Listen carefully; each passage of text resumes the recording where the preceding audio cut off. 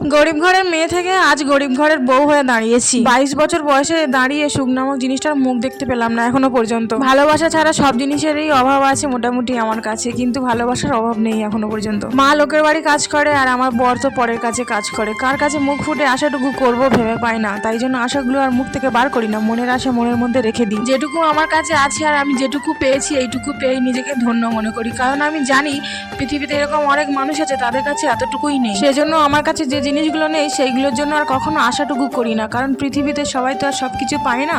না পাওয়া আশা এরকম অনেক মানুষের আছে, তাই আমার নয় কিছুটা নয় না পাওয়া আশা থেকে এখনকার দিনে একার পক্ষে সংসার চালানোটা যে কতটা কঠিন নিজের চোখে না দেখলে কোনোদিন বিশ্বাসই করতাম না যে একটা মানুষের এতটা কষ্ট হয়। যাই হোক, অনেক কথা বলে ফেললাম, ছোট মুখে বড় বড় কথা বলে ফেলেছি। যদি কোনোদিন কারোর খারাপ লেগে থাকে অবশ্যই ক্ষমা করে দিও। ছোট আমার রান্না বান্না খাওয়া দাওয়া নাকি সবার থেকে একটু অন্যরকম, সেই জন্য নাকি আমি সবার থেকে অন্যরকম খাবার দাবার খাই। যাই হোক, আজকে বেগুন আলু দিয়ে মাছের তেল অল্প একটু ছিল সেটা দিয়ে চচ্চড়ি করেছি আর ডিমের ঝোল করেছি। দুরকমভাবে ডিম খেতে আমার খুবই ভালো লাগে।